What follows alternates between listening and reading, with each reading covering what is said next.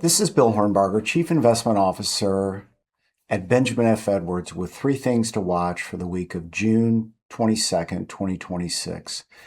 Well, inflation is going to be front and center this week with an inflation report and inflation expectations.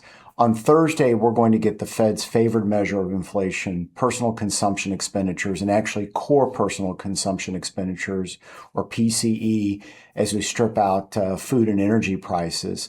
Overall, PCE is expected to be up 4.1% year over year. That would be the highest since the fall of 2023.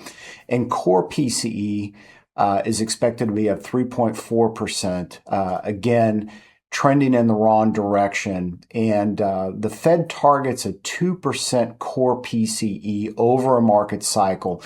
So you can see the recent increase in prices, particularly as it relates to oil, is pushing inflation in the wrong direction. One of the reasons we're seeing changing expectations in terms of monetary policy.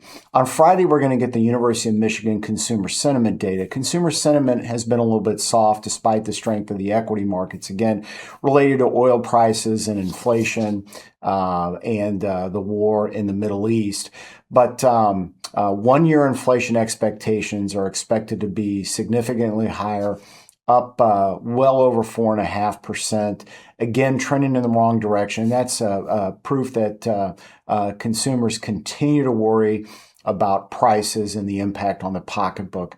And then finally, we're going to have multiple Fed speakers this week. It'll be interesting to see what they had. Last week, we had an FOMC meeting, the first under the new Fed chairman, Kevin Warsh. Had a little bit of dispersion in Fed expectations. We had one Fed governor who wanted to cut rates. We had multiple Fed governors that wanted to leave rates unchanged, and several of those wanted to remove the easing bias. If we look at Fed expectations, we can see they've really changed over the course of this year. We came into the year thinking 2, potentially 3 interest rate cuts, and now futures are indicating it's more likely the Fed will actually increase rates than they would cut rates. And again, that's related directly to what's happening in terms of inflation.